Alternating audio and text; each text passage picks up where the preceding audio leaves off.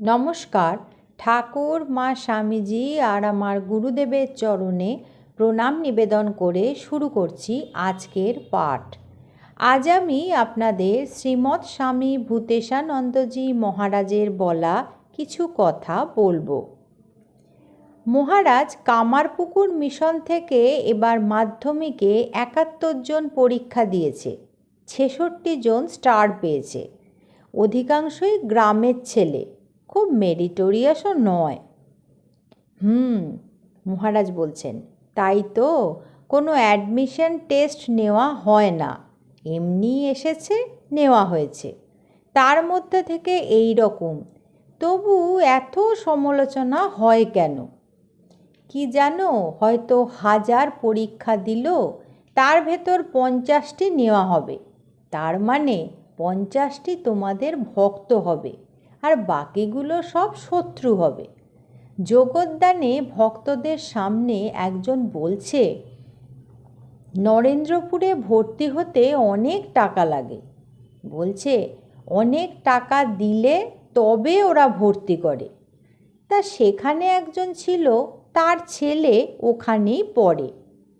আমি বললাম, কি তোমার ছেলের জন্য কত টাকা দিতে হয়েছে তোমায়? সে তখন বলল, ১ পয়সাও তো দিইনি, উল্টে সে ফ্রিতেই পড়ে। ওরা আন্দাজে বলে দেয় মহারাজ।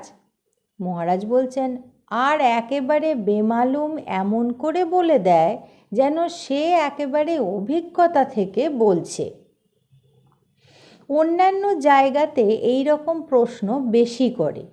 যখন হয়তো ইয়ুথ ক্যাম্প হলো, এই সব সময় বলে যে আপনারা তো সব বড় লোকেদের ছেলেদের রাখেন, এই নরেন্দ্রপুরে একবার ক্যাম্প হচ্ছে অন্য জায়গায়।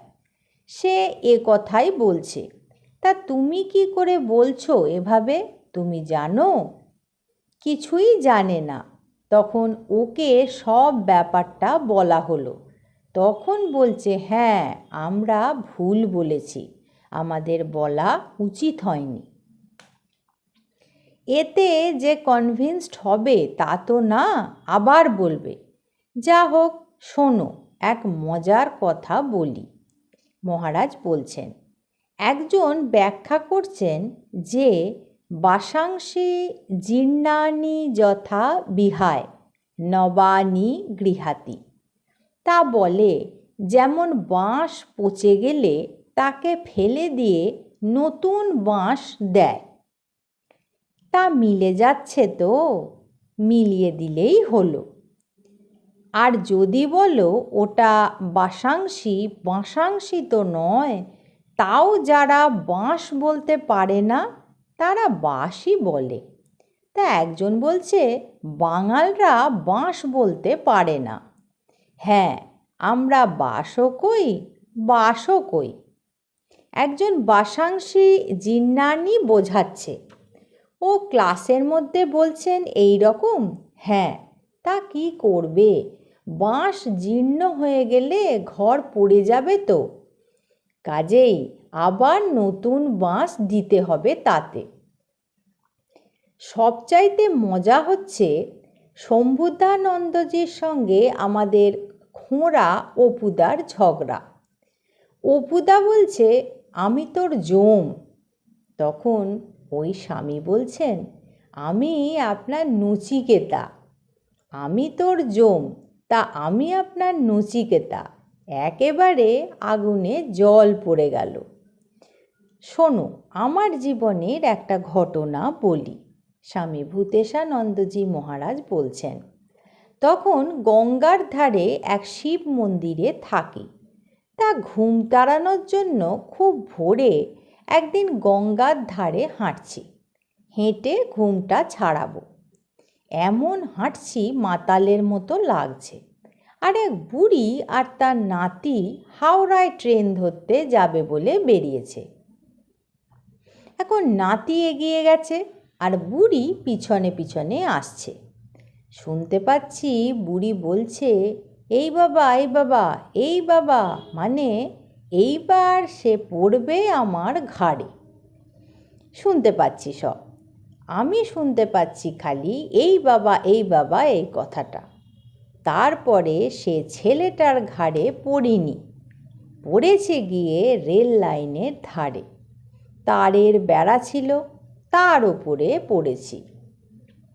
মহারাজ, আপনার মনে আছে এখনো পর্যন্ত? মহারাজ, জাপানে তো আপনি বহুবার গেছেন। তখন মহারাজ বলছেন, হ্যাঁ, ওরা বলে Nippon, the land of the rising sun. অরুণাচলে তিরাপে লেখা আছে, প্রথম প্রভাত উদয় তব গগনে। সুভা, ফিজিতে যে জায়গাটা, সুভা ফিজির ক্যাপিটাল, সেই সুভাতে একটা পেপার বেরোয়, দ্য মর্নিং সান। সেখানে ওটা হলো ডেডলাইন। ডেডলাইন ওখানে, সেখান থেকে মর্নিং ধরতে হবে। সুভার নাম শুনেছ? কিছুই করলে না, কোথাও গেলেই না। গঙ্গায় নামলে জলে জলে সব দিক ঘোরা যায়। কীরকম? গঙ্গায় নামলে জলে জলে সমস্ত পৃথিবীর সঙ্গে যোগ হয়ে যাবে। গঙ্গায় নামলে পারে তখন জল দিয়েই তো ফিজি, আমেরিকা, ইউরোপ সব দিক ঘুরে আসা যাবে। তখন মহারাজ বলছেন, জলের কথাই মনে পড়ল, কত রকমের পরীক্ষা মানুষ করে। নায়াগ্রা ফলসের মধ্যে দেখলাম লোকেরা লাফিয়ে পড়ে, একটা গোল মতো বলের মতো করে তার ভেতর থাকে, আর নায়াগ্রা যেখানে পড়ছে সেখানেই পড়বে। রিসেন্টলি শুনলাম একজন পড়েছে, বেঁচেছিল, তবে ক্ষতবিক্ষত হয়ে গিয়েছে। নায়াগ্রা দেখেছ? কি দেখেছ তাহলে? দেখেছি মহারাজ, ছবিতে। ছবিতে দেখেছ? একটা জায়গা আছে, একটা টাওয়ার, সেখান থেকে নায়াগ্রা দেখা যায়।